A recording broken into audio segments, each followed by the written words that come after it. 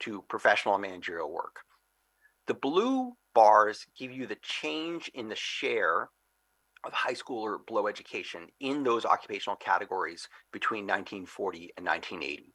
So these have to sum to zero because these are shares and these are changes in shares. So roughly there isn't a very dramatic change. There's some growth in clerical work, some decline in agricultural work. But if you look at the flow of new titles, sorry, did I say, oh, sorry, I'm sorry, I misread this, I apologize. These are not the changes in employment. These are changes in shares of new work, right? So this is just the fraction of new work. I apologize for explaining that incorrectly. So this says between 1940 and 1980, between 1940 and 1980, the flow of new work for non-college workers is is declining in agriculture and rising in clerical work. That's in the first 4 decades. If you look in the next 4 decades, between 1980 and 2018, you see this very pronounced polarization pattern where the flow of new titles moves out of the middle, out of construction, out of transportation, out of production, to some degree out of clerical work, and moves into either these, to a small degree, into these professional services, and to a large degree into low-paid personal services. So you see this bifurcation of the flow of new work relative to the stock of existing work. If you do this same figure for college graduates, what you see, again, in the latter period, the red bars, is a decline of work in the middle in construction, transportation, production, and clerical, and a dramatic growth in the introduction of new work in professional services. And so the main thing I want you to take away from this figure is that the flow of new work tells you the direction in which jobs are moving. And for less educated workers in the United States, they're largely bifurcating and moving primarily into low-paid services, whereas for high-educated workers, they're becoming increasingly technically specialized. Okay, good. So now that's how we measure new work. Now I want to talk about how do we relate that to technological change. So what we want to do here is we want to measure innovations that on the one hand are augmenting and the other that are automating. So here's my little symbol for augmentation. Here's my little symbol for automation. And what we're going to use is the flow of US patents between 1930 and 2018. And we're going to try to identify patents that are more related to augmentation and those that are more related to automation. The way we're going to do that is we're going to use these same language tools.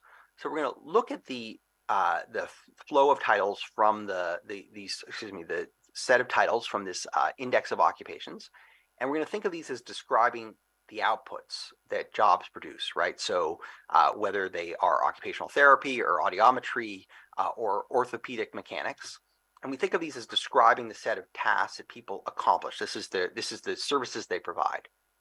Conversely, we're going to use the Dictionary of Occupational Titles, another old instrument, to measure the actual things that people do in their jobs. So not their outputs, but their inputs. So for example, this again refers to health technologists and technicians. And so this describes what a medical technician does. For example, performs medical duties in a hospital, making laboratory tests of urine, blood, animal parasites, infections, and animal inoculations, makes blood counts and smears, gives biological skin tests, prepares vaccines, etc. And so we're going to think of this distinction between the inputs and the outputs, and we're going to look for innovations that on the one hand complement these outputs. We're going to think of these as augmentation, and the other that substitute for these inputs. We're going to think of those as automation. So the way we do that is using natural language processing. We take these 3 sources of data. One is the patents. The other is this alphabetical index of occupations to describe outputs. And the third is the Dictionary of Occupational Titles to describe inputs. We're going to do kind of standard cleaning techniques. We're going to remove the stop words, retain the nouns and verbs. We're going to lematize them, meaning stripping them down to their roots. Then we're going to turn those into mathematical representations of words, actually kind of geometric representations, where they are put into vectors that describe their meaning in kind of semantic space. And so the virtue of this is there's many words that are synonymous, but they might be used differently in a patent text or an occupational description.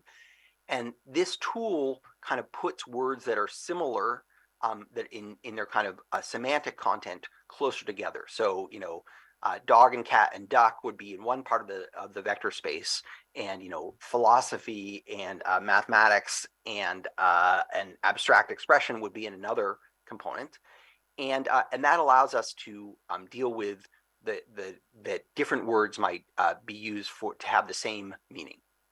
Then what we do, having turned these into these numerical representations, is we take we take each document and turn it into a single vector, and then we look for the overlap between patents that on the one hand are similar to these descriptions of occupational outputs, and on the other are similar to the descriptions of occupational inputs. And finally, we link those two occupations, and we record occupations as being highly exposed to augmentation if there are a lot of patents that are related to the outputs of those occupations, as measured from this volume.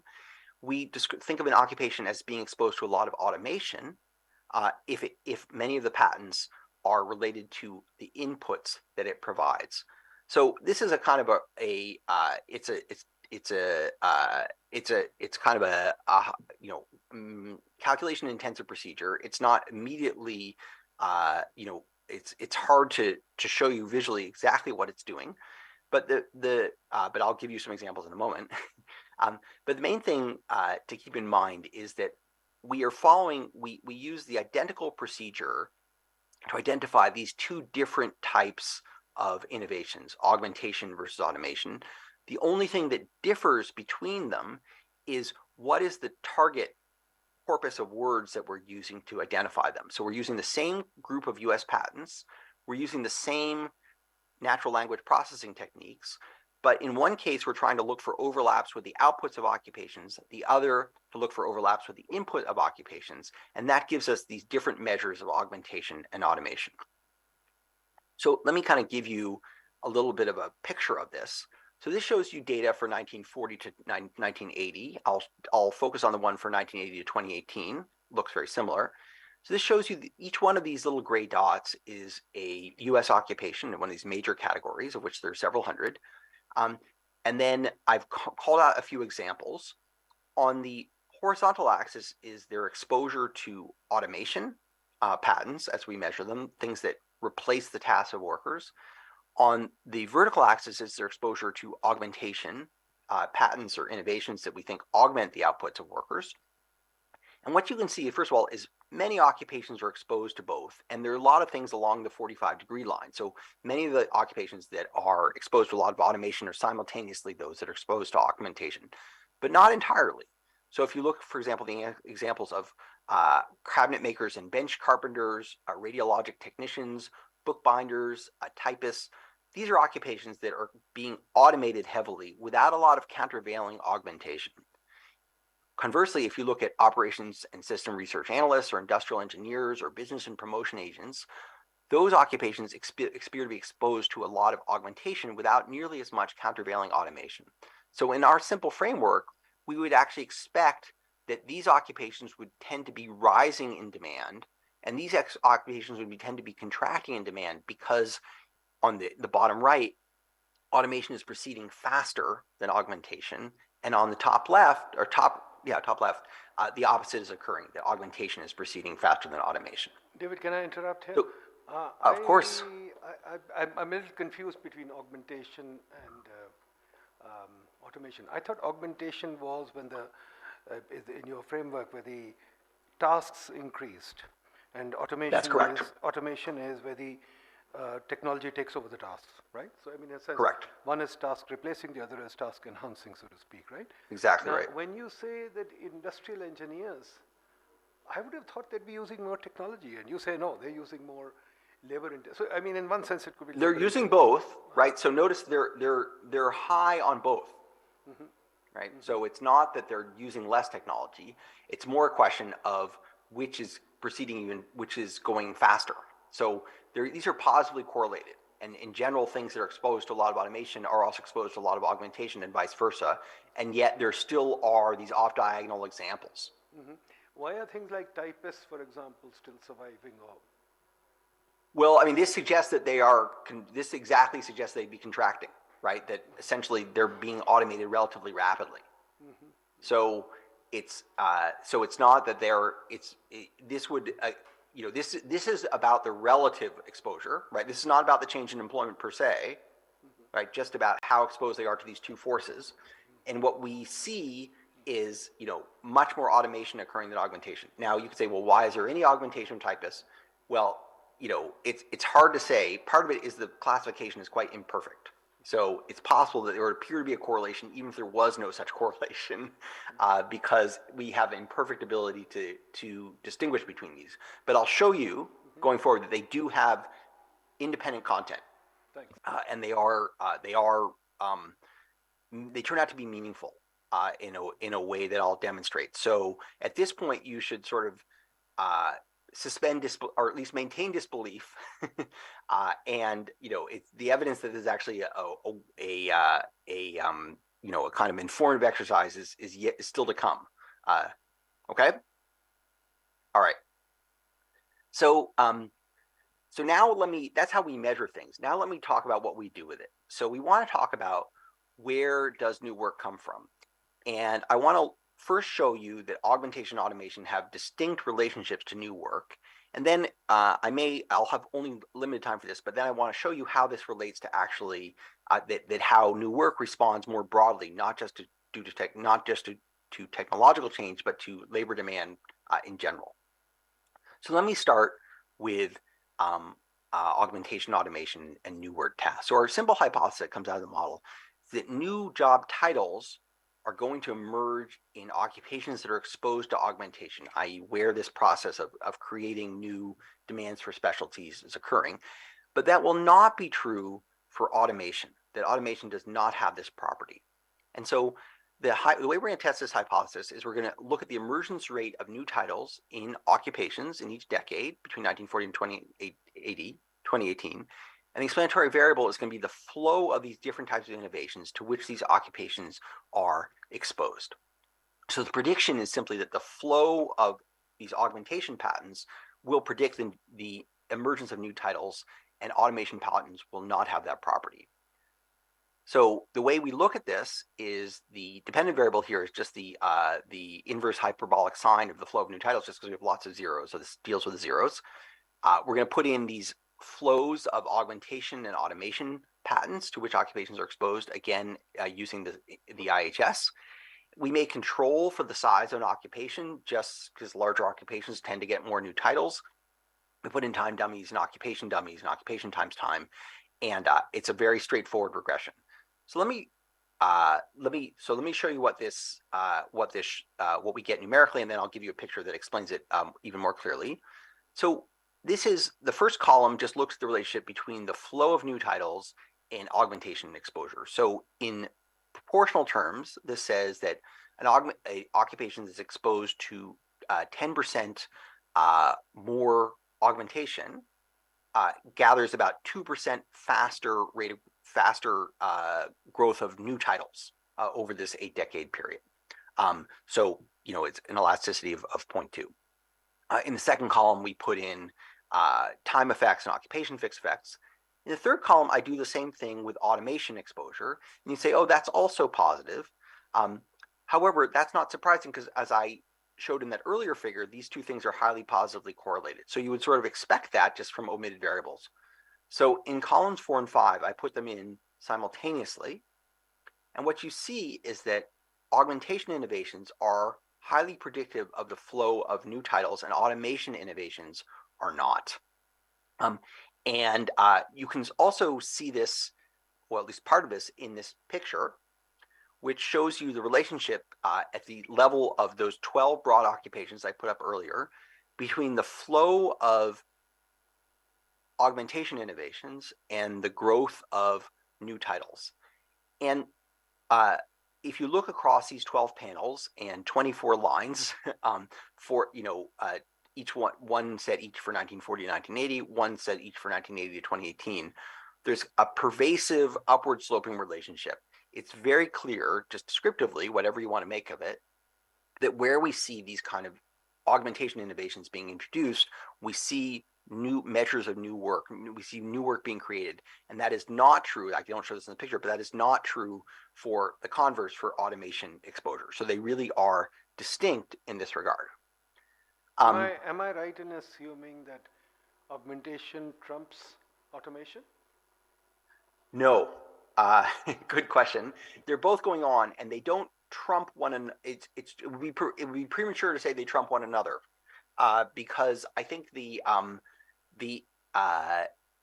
really depends on what you're doing and what occupation you're in, and so the net effect really is going to differ over time across sectors, across activities, right? So we see a lot of augmentation, for example, in professional work, and we see a lot of automation in production work, in office administrative work. So that kind of polarization pattern I showed you earlier is suggestive of the idea that the effects are quite uneven.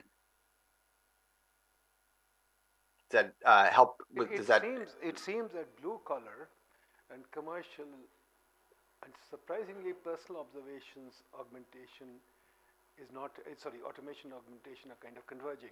But other places, augmentation seems to be doing better. Or am I reading it wrong? Oh, I see. So sorry, this figure is exclusively for augmentation. This does not show you automation. And that's actually a really good idea. I should actually put put in a comparison figure for automation. That's a great idea. I'm going to make a note of that. So what are the two lines? What are the two lines showing then, if they're for the same thing? Oh, sure. They're for two 4-decade periods. One is 1940 to 1980, and the other is 1980 to 2018. So they're both augmentation. Thanks. Okay, sorry, I should have made that clearer. Great. Okay, excellent. Okay, so I will say, in the interest of time, I won't spend a long time on this, but you might be concerned. You should be concerned. Probably are concerned that these patents and these 10 new titles are sort of simultaneously determined. It's dangerous to say that one causes the other since they're just contemporary. So in the paper, we develop a kind of a instrumental variables approach to procs for predicting those flows using breakthroughs, technological breakthroughs occurring 2 decades earlier. And here we build on a recent work, in a recent paper by Kelly et al., who basically look at patents that are both novel and impactful. So novel meaning that they're dissimilar from the things that precede them, and impactful meaning the things that follow them are similar to them. So they're things that are they're breakthroughs. They change the course of innovation. And we use those breakthroughs to predict the flows of subsequent downstream patents 2 decades later. And we can predict we can link them to occupations according to how they load, how those patents relate to the structure of innovations that either augment or automate a given set of occupations, and they differ by occupation. So in the interest of time, I will not develop this strategy. It takes quite a while to explain. I'll simply say that using that instrumental variable strategy that harnesses these breakthroughs from 2 decades earlier, we confirm this pattern. That again, that occupations that are exposed to more augmentation, where now augmentation flows are predicted from things that happened 2 decades prior, we see more growth of new titles. Again, the elasticity here is again about 0.2. And automation, once we control for the other factors, does not have this effect. So even though these are both forms of innovation, they're going on simultaneously, they're positively correlated with one another, they don't have the same effect on the introduction of new work for people. So that's will prove to be consequential when I show you how new work relates to employment. Okay, in the a second part of the paper, and I think I'm gonna skip this part again just to leave time for questions and discussions, but I'll just mention very briefly.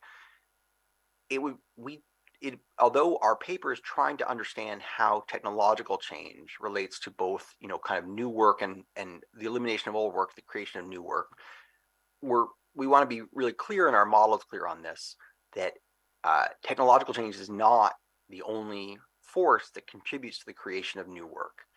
And we spend a good deal of time in the paper trying to show other forces that also lead to the creation of new titles. So in particular, two things we focus on. One is the China trade shock of the 1990s and 2000s that dramatically reduced demand for manufacturing employment in the United States.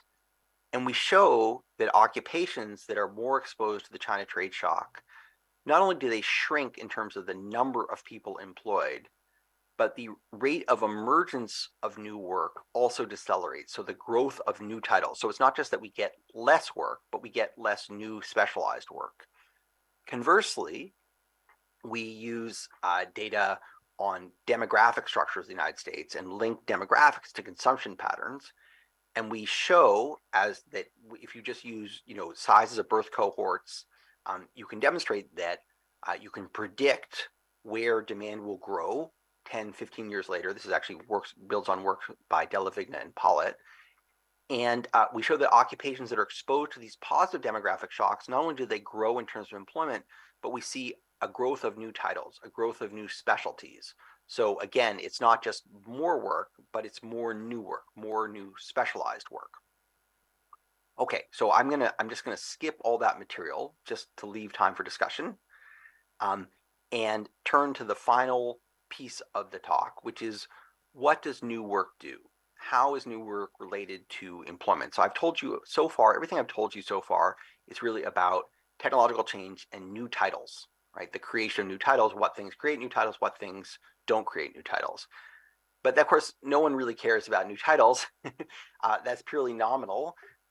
You care about employment per se and demand for labor. And so that's where we go in the final section of the talk in the paper. So let me just say descriptively, it's very clear that where new titles emerge is where employment grows. So I'm going to show you two scatter plots. This one's for 1940 to 1980. The second one is for 1980 to 2018. And make a note to myself. On the x-axis, the horizontal axis is the flow rate of new titles in an occupation. This I should have exponentiated this for clarity. And on the y-axis is the change in employment over this period. And so, for example, in the 1940s and 1940 to 1980, the first four post-war decades, right, we see a lot of growth in new titles for bookkeepers, for foremen, for mechanics and repairmen, for credit men, for office machine operators, and those are occupations that are growing quite rapidly in this period. At the same time, we see relatively few new titles for elevator operators, for mine workers, for railroad switchmen, for telegraph operators, telephone operators, and these are all occupations that are contracting in this period. So as a correlational matter, right, these things prove highly predictive. I can show you the same figure for 1980 to 2018. And something I want to emphasize here is that that which occupations are seeing new titles emerge has changed greatly, right? So in the latter period, you see new work emerging in software, in healthcare, in counseling, in cosmetology, and much less work, by the way, for machinists, machine feeders, and off bearers, for laborers, right? So here there are fewer new titles emerging, and work for this group is growing more slowly. So it's a different set of activities where we see both new work emerging, new titles, and also where we see employment growing. Now, of course, that's just a correlation. That doesn't, these things are simultaneously determined. I don't want to claim that this one causes this one. In fact, I've kind of made the argument that these are responding to the flow of innovations, and potentially this may be responding to the flow of innovations itself as well. And so that's what I want to actually test, which is the hypothesis that occupations that are exposed to augmentation technologies will see rising relative demand, and occupations that are exposed to these automation technologies will see falling relative demand. And so the outcome I'm going to look at is a growth in occupations employment over those 2 decades. And the explanatory variables I'm going to use are not the flow of new titles, which I think of as an intermediating variable, but the flow of augmentation patents that are linked to an occupation and the flow of automation patents that are linked to an occupation. And so the simple prediction is that occupations that are augmented will expand, and those that are automated will contract. And this is actually a rather strenuous test because, as I've already stressed, most occupations are exposed to both simultaneously. So The regression here is very simple. Again, we're looking at the log change in employment. We're going to put in the flow of these two types of innovations to which an occupation is exposed, and then a number of controls.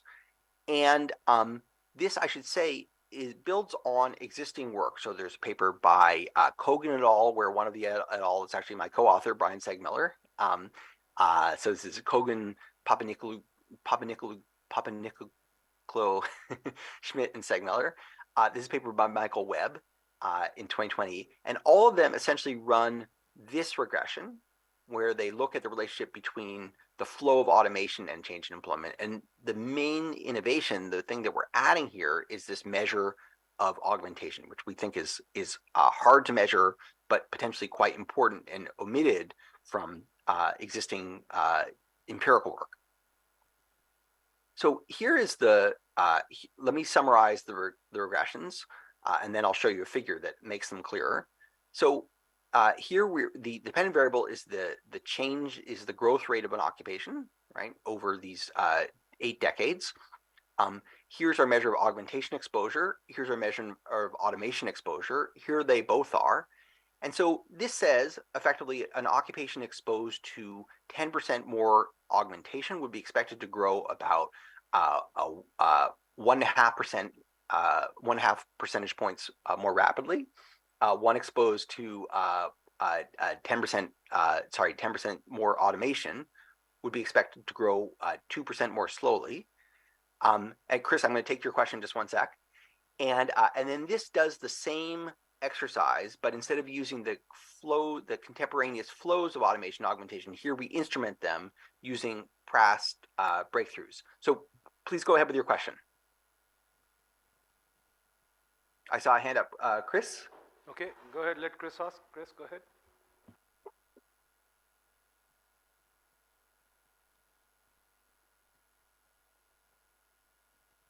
Are you audible? इनका mic चल रहा है कि नहीं? Chris का mic? Oh yeah, Chris Middleton. Come on. You's a bitch. Come on, Chris. Go ahead. I think you're unmuted now. Man, shut your punk ass.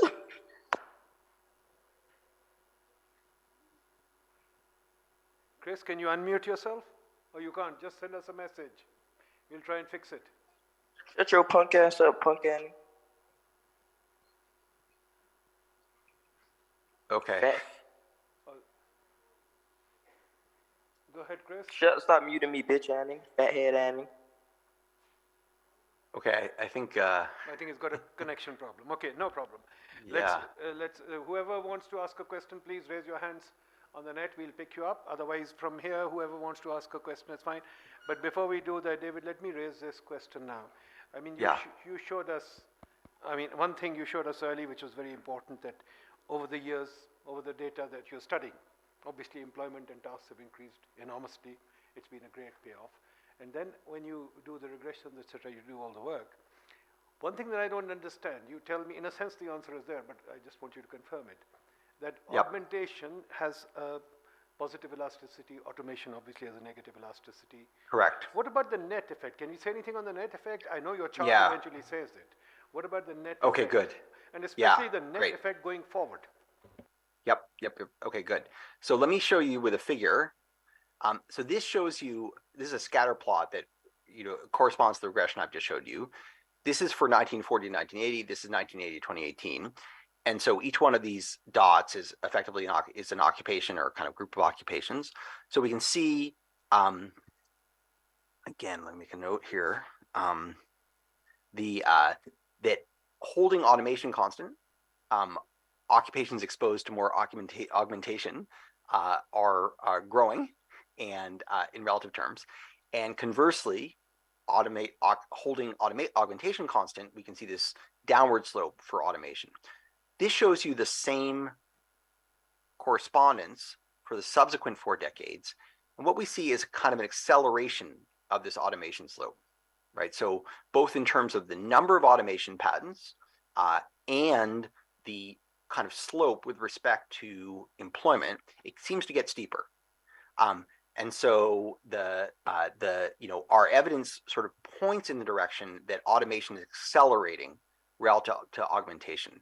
Now, the reason I haven't put greater emphasis on that so far is because these measures are it's kind of a leap to call these measures cardinal, and to make that interpretation, you need to do that. They're much closer to ordinal measures, and so this is why I'm not foregrounding that result as much, but it is the case that our evidence is suggesting that automation is accelerating relative to augmentation. So I think that is I don't know if that sort of fully addresses your question, but that's the picture that we're seeing.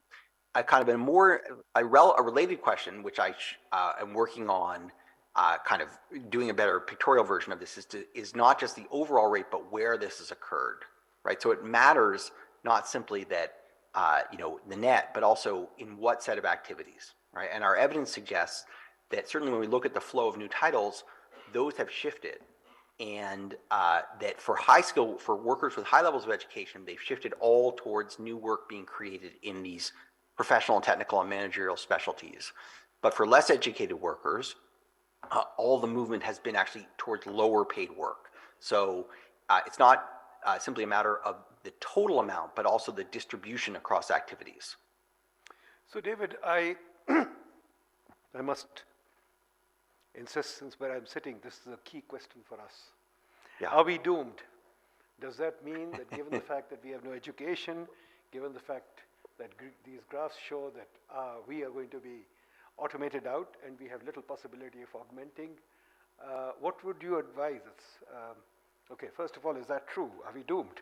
Second question is, no. What would you advise us in terms of education and skilling? What strategy should a country like ours adopt? Okay, good.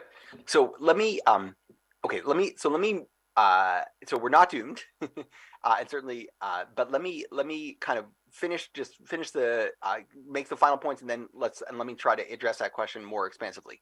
So, in the interest of, I won't go further with the figure. I'll just summarize.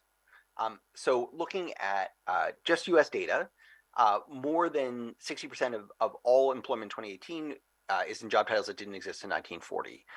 The locus of where that new work is being created has polarized, where, as we were just discussing, it's moved into high-paid work for high educated workers, and into low paid personal services for not less educated workers. We can see where this new work is coming from, right? It reflects both changes in technology that either automate or augment, and also changes in demand itself, which lead to the creation of new expertise, or the demand for new expertise, or slow that, depending on whether we're seeing inward or outward demand shifts. And finally, we find that both automation and augmentation are occurring. They're occurring often in the same places, and yet they have countervailing effects on employment and wage bills. And so it's absolutely the case that automation places significant downward pressure on wages and employment in activities that are most exposed to it. Conversely, this other side of technology is also highly active, is visible, and is pushing in the other direction. Okay, so are we screwed? So the answer is no, but I do think there's a real concern, and the concern is not about running out of work per se, but running out of specialized work. And where does demand, what work is going to be complementary to people of different skill levels? And I would say, so let me, reference the case of Pakistan specifically. So first of all, the changes in employment that we see in the industrialized world, or in rich industrial countries, are quite different from what we see elsewhere. So this polarization, which I've referred to multiple times, is really a developed country phenomenon. I don't know if I'm using the right words here, a rich industrialized country phenomenon. It's not something that we've seen nearly as much in developing countries. So I think it would be dangerous to assume, or just, kind of infer that this same pattern is happening elsewhere. I'm sure augmentation and automation are, but not necessarily in the same places. The second is that the flow of technologies, and this is something I probably underemphasize in this talk for time reasons, is not a autonomous process. It's again responding to incentives, and I think this is actually points to a danger, which is that many of these technologies are coming out of industrialized countries, and so you could argue, and there's the long literature that argues this, that they're sort of appropriate to those countries. They are meeting the needs of what is needed there. Why do we have why does Japan produce so many technologies that are good for elder care? It's because they have a rapidly aging population. They also produce many of the drugs that are suitable for diseases of the elderly. The U.S. has a lot of automation, particularly directed at reducing labor costs, but those technologies tend to flow to the rest of the world. And if you're not innovating them, you may still be adopting them. And that is a concern, that a lot of these technologies will be inappropriate and will displace labor in places where that's not actually the most productive thing to do. So I do think it's a real concern. The concern is not that the process is necessarily off the rails, that it's out of control, or that it necessarily tends towards the end of employment, but that the needs that it meets, or the where the innovation comes from, is not necessarily directed towards the needs of those who will be using it. And so that would be that's my greater concern. And I particularly worry about this when we talk about robotics, or many of the technologies that are coming online that will do labor intensive tasks. And those are developed in the industrialized world to reduce the cost of products and services, but they do have the potential effect to erode comparative advantage of the developing world, that in many ways is exporting labor intensive goods and services as a primary source of value added. Does that come closer to answering, or at least addressing the question you were asking? It does and it does not, but let me just put it slightly differently this way, that if I look at your chart 1940 to 80, there are certain labor intensive tasks that are kind of being pushed into the background and probably on the way out. And and as you say, high school students are being kind of pushed to the lower end of the income distribution. Now, where I sit, we are still trying to get our kids into school, and we are still trying to get our kids to high school is still a distant goal. Right. And of course, with all this automation, we are banking on the labor intensive goods sector. But it seems from what you're saying, and this is common now also, mythology, that the fourth industrial revolution will take out the manual labor and take out the low educated labor. Would you say that your empirical evidence is supporting that? And if you do, more important question is, should we change our education goals? Should we really think of getting kids through high school? What is the strategy that you would suggest for us to take advantage of the augmentation, labor augmentation side of the story? Automation side we'll lose for sure. So what kind of challenges do you think we can face? Thank you. Good. Yeah. So I think that I think you're right that labor intensive work will be increasingly automated, and I think that's really a concern. Now so more of the work has to flow into services, and it's harder to add value in services. When you talk about what educational goals are appropriate for that, there's there are certain foundational educational tools that are going to be necessary in every country. So they are, of course, literacy, numeracy, the ability to communicate, to lead, to write, to present, to write coherently.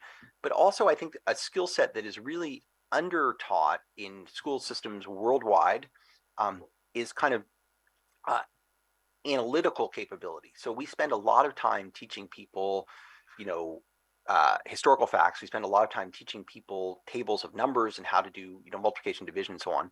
And yet what we really are is in a world that's awash in data. And being able to use data analytically, and I don't mean run regressions. I mean, how do you test hypotheses? How do you take a body of evidence and draw reliable inferences? That is and will increasingly be a kind of a central skill, a kind of fluency with information and with analysis. So if I were redesigning curricula right now, I would be de-emphasizing learning, mathematical rules, learning times tables, learning, basic trigonometric facts, and I would be emphasizing how do you, you have tons of information available on the internet, there's tons of data. How do you actually draw well-supported conclusions? How do you actually test the hypotheses that you need for whatever you're doing, whether that's improving the quality of production, whether that's improving yields in agriculture, whether that's making better business decisions. So I think that skill set is one that can be taught earlier and more effectively, and that helps people be more adaptable and more likely to be complemented by the set of tools that are becoming available. So we live in a world that's increasingly information rich and processing rich, but it's not rich in careful thought or valid conclusions. And so that is where I would put greater emphasis in education. Any questions from the floor, folks? Any questions from the net? Go ahead, Salman sir. Ji, Shah sahab ko de. You can take a mic, please. No mic. Come on, guys. Let's get a mic. Here's a question from a former federal minister. Go ahead. What would Oh, be great. the, Please go ahead. There are two questions. One is that by 2050, do you think the labor force in the US will again go up by another 30, 40 million people or not? Number one. And number two, what would be the impact on aging populations, countries with aging populations? How will this impact over there, and will that mean a lot of outsourcing of work or immigration, or how will that shortage of labor be catered to? Good, great questions. So no, the U.S. labor force will not add another 30, 50 million people by 2050. In fact, the labor force in all of the industrialized countries is either plateauing or contracting, right? The U.S. labor force is essentially not growing at all. And this is because of low fertility and now restricted immigration. And fertility rates, the U.S. was at replacement just barely. It's falling below replacement. Of course, we know what's happened throughout Asia, and only in Northern Europe, kind of in Scandinavia, do they have really even replacement fertility. So no, labor forces are shrinking. How will the care needs be catered to? This is a wide open question. So I think a lot of, this is not my hope, but many people seem to be banking on technology. So Japan, for example, has had a long history of opposition to immigration, and as a consequence has very, very few immigrants. And to deal with their aging population, they've invested heavily in robotics and assistive care technologies, and they're better at it than everybody else, although it's not at all clear that it's sufficient. My hope is, I think that technology has value, but it has upper limits.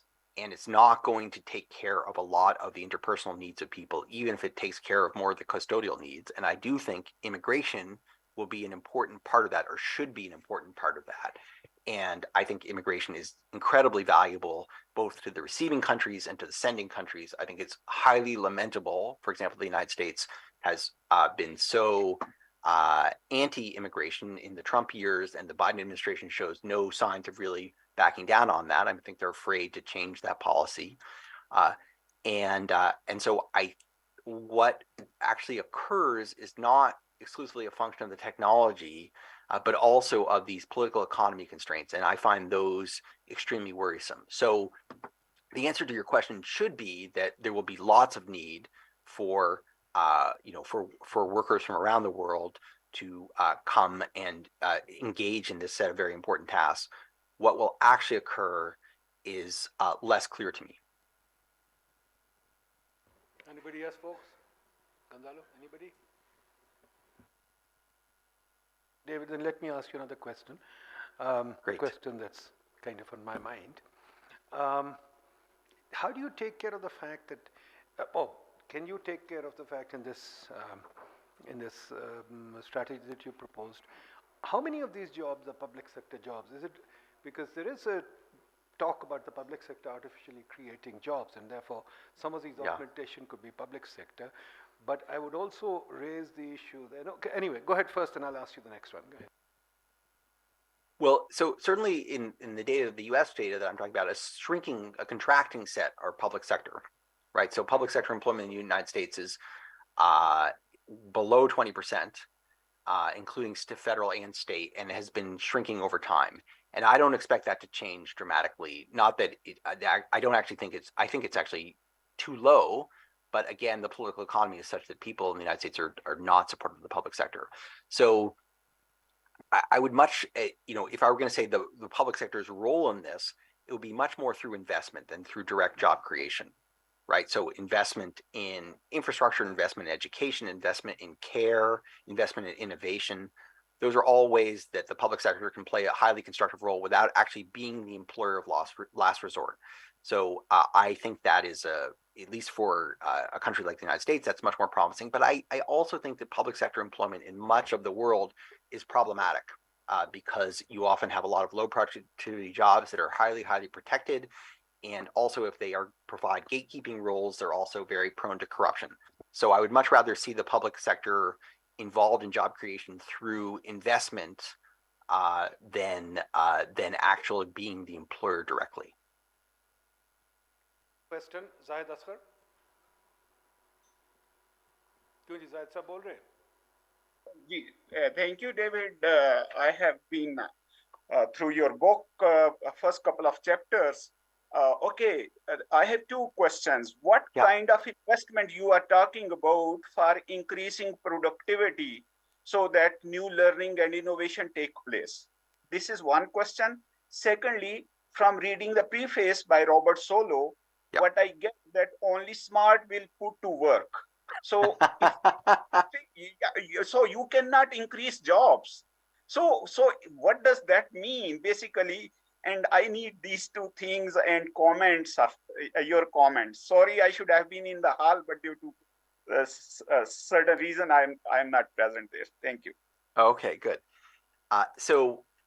Let's see. So this is referring to the book of the MIT Work the Future Task Force, Building Better Jobs in an Age of Smart Machine. So in terms of increasing productivity, this is actually a huge puzzle, as you know, right? That productivity growth in the industrialized world has slowed greatly, even in this era of seemingly rapid innovation. And that's a problem on many, many levels because if you have a lot of automation, but is accompanied by a lot of productivity growth, in general, that's going to create higher wages, even if labor share of income falls. And we're in a period of falling labor share of income without a lot of productivity growth. So it's actually the worst of all worlds. And we don't really know why that's occurred. There are a variety of explanations. One is that the technologies actually are not especially productive. They're good at displacement without creating a lot of new work. So that's actually the hope of things that augment is they kind of have unambiguously positive effects on labor demand because they both increase labor share of income and increase the value added of labor. Whereas automation technology goes in the other direction. It decreases labor share of income, even if it increases total value added or total productivity. So in some sense, you might be in a period of excessive automation. This is a real, and this again reflects the idea that these technologies don't proceed autonomously; they respond to incentives, and we may not have the right incentives. On Robert Solow's introduction that only smart people work, that's not, I think, what he meant. That's not how I read it. That's certainly if Bob were here, and Bob is 97, and he is still incredibly vibrant and fascinating to talk to. He would say that a lot of the problems of the labor force, again in the industrialized world, reflect actually misallocation of rents. That the problem is not that only smart people are employable or doing good work, but smart people have figured out to rig the system in a way that transfers the rents upward. And they used to be transferred differently, through collective bargaining and so on. So I don't think we are in a world that where only the quote, where only the elites can be well paid or productive. But I do think we're in a world where we need to be concerned about. Oh yeah, thanks for ending the show. That was a good idea. Concerned about the quality of work and how we find ways to augment people who don't have high levels of formal education. And my concern and what a lot of the automation has done is it's kind of eliminated the kind of content of work that's done by people without college degrees in the United States. So a lot of the best non-college jobs used to be in production work, in office and clerical administrative work. Those were jobs that required some expertise where you became more productive and more knowledgeable as your career proceeded. And a lot of that work has been automated, moving people into many of these low-paid services. So a real challenge for, I think, all over the world is how to make work more expert for people who don't have very high levels of formal education, to restore expert work. I don't know if that answers your question. That's my best effort. We have Zafar Hassan from the Planning Commission. Zafar Sahab, do you want to ask a question quickly? Yes, sir. I think he already mentioned about the excessive automation. Excessive automation is limited some jobs, but demand for more services is growing. People are demanding more sophisticated services, which involve labor force. So I think new services, creation of new services or demanding new services, like in our country, previously beautification was limited to ladies. Now males are also demanding this service. So these types of services are also creating new jobs. So how do you think that e-commerce and other platforms are generating some jobs, eliminating some jobs, but how this will be balanced through excessive automation and e-commerce? Good. Okay. Thanks for the question, and I'm pleased to hear about male beautification. Sign me up. It is absolutely the case that in almost every country, value added is moving into services and away from goods. Partly because we have automated so much of the production in goods, part of it because even many countries have trouble competing against China in the delivery of these goods. And so the challenge that this creates, I think, primarily is not one of a lack of jobs. And this is something we see in the United States. We have full employment at this point. The labor force is in some sense overheated. But many of those jobs are non-expert jobs. So you can have lots and lots of people doing cleaning, doing daycare, doing security, doing table waiting at restaurants. And although there's tremendous demand for that work, it tends to be poorly paid because it doesn't require much expertise or specialization. So my concern about the movement out of manufacturing, out of office work, is not the quantity of jobs, but the quality of work, and whether that work is likely to provide careers where people become more expert and better paid over time. And so I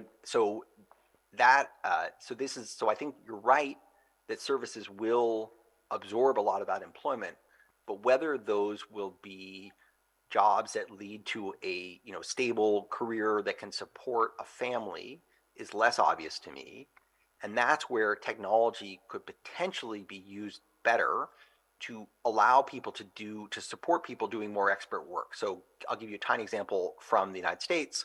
We have historically, if you would go to get medical care, you would need to be diagnosed to receive a prescription. You would go to see a medical doctor. Well, medical doctors are scarce and expensive. Of course, that's true everywhere in the world.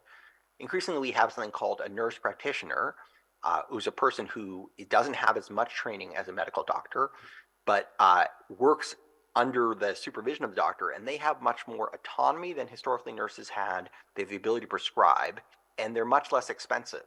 And they're supported by a variety of technologies. So they have lots of training, not as much as a doctor, but they also have computers that look for drug interactions, that make recommendations based on symptoms and so on.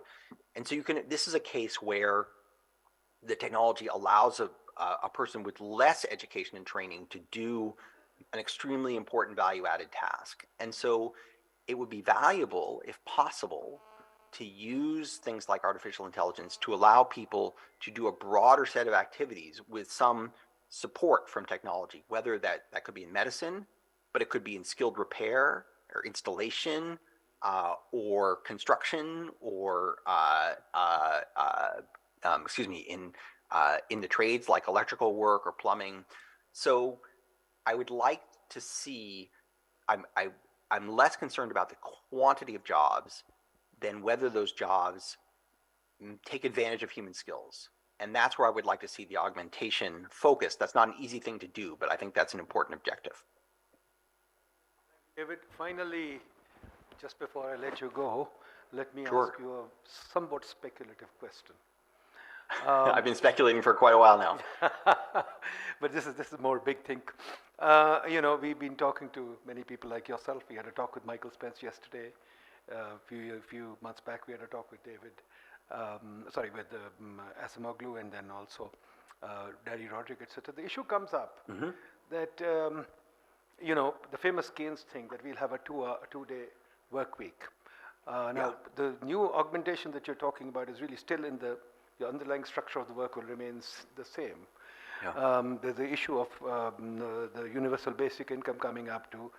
So do we have to create jobs only because the Ricardian distribution of income, or is there going to be the quality of jobs or the quantity of jobs will be reduced so that people will be working two-day work week, or will we continue with the same structure of employment? What do you think of that? And also, I'll Okay. relate that to another thing. How do you look at the work by David Graeber on bullshit jobs? Okay. Okay. So first of all, on the Keynes point about we'll all be working a 2-day work week. So and people view him as he totally missed the mark on that. I think he's more correct than people give him credit for. And this is actually I was very influenced by a talk I saw last year by Nicholas Kraft, economic historian. He points out, look, we do work much less than we used to. It's just that we do it in a very concentrated way. It's not that we work a 2-day work week. It's that we work many fewer years as a percentage of our lifetimes. So people enter the labor force, at 14 or 16 or 20 or 25, depending on level of education, what country. They exit the labor force, in their 60s, and they have often decades of productive years left for leisure. And so it makes sense if you're going to, in your working years, to work with concentration, to work with focus. There's kind of increasing returns to that. But then the amount of leisure you take over the course of a lifespan actually has increased enormously. It's just done in segmented chunks. So we work, throughout the world, people work fewer hours per week, fewer hours per year, fewer days per week, but primarily they work a smaller percentage of their overall healthy years. So that's an enormous gain. So I think, and I do think that's a lot of the way we have dealt with the fact that we have technologies raise productivity so much. It's not that we work as much as we used to. We consume more, but we have much more leisure. But it's not so much from having shorter work weeks as it is from having fewer work years. In terms of bullshit jobs, I think it's a hilarious speculative thesis, but I don't exactly see the evidence of it. I'm not sure. I mean, I certainly think there are people who do work that they think is destructive to the world, but it's not primarily because they think it's bullshit. They think it's because it's damaging. So many people who work in oil exploration, for example, they think their work is harmful. And I shouldn't say many. I should say that's an overstatement. There are many people who are, surveys of people who are, for example, industrial engineers in petroleum. They're well paid. They find their work interesting, but they don't actually think it's a good thing for the world. So I think that is a type of job. Or you imagine if you were an internet censor for, working for the Chinese Communist Party, right? It's not a bullshit job. It's a substantive job, but it's not obvious that you would think it's a job that's doing a lot of good for the world. So I think the bullshit jobs idea is a little bit of a rich country indulgence. But I think the idea of jobs that are good for you but harmful for others is a real phenomenon. Universal basic income coming up anytime soon, and people just getting off the labor force and enjoying life, or making paintings. And I think basic income actually will support people working. I think the evidence from now the trials that we have of basic income in India, in Kenya, and so on suggests that when people are given basic income, they actually use it for investment, right? That is, they're not using it primarily for leisure. They use it to, buy a motorcycle or set up a shop, to improve their agricultural practices. So primarily, there's a lot of, in some sense, what we would call capital constraints, where people are not able to make productive investments because they don't have the fundamental resources. And so universal basic income allows people to meet basic needs, but also to generate more income. So actually, it's proven highly productive. And the evidence, again, is that unconditional cash transfers are more productively used at this point than conditional cash transfers, where you're trying to not just give people money, but tell them how they have to spend it. Now, we don't have that evidence for the developed world or for the industrialized world. We don't have as much evidence on these cash transfer programs. That evidence that we have is not particularly encouraging about the benefits that those transfers have, either for productivity or for happiness or for anything else. But that's a very different state of the world, right? What is scarce in New York City is very different from what is scarce in Delhi, or what is scarce in in Nairobi. So I'm not particularly excited about universal basic income in the United States, but I'm much more excited about it in many other countries where kind of credit constraints loom much larger, and people can't make the productive investments they need to make in themselves and in their children. David, thank you very much. You've done us a great service. You've shown us a very ingenious way of looking at this very complex problem that we are all concerned about and we are all actively debating, but I think you've shed a very, very new light on the subject. You've also shown our students how to use data more creatively, more progressively in terms of understanding problems like this.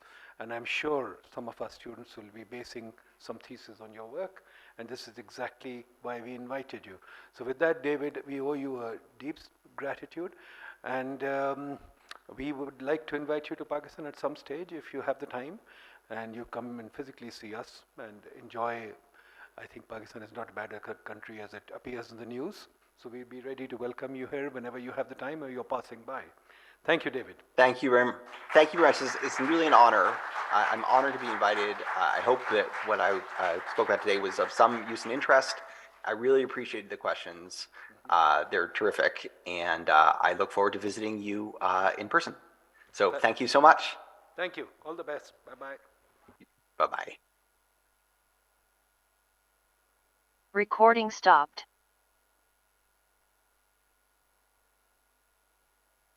I look forward to visiting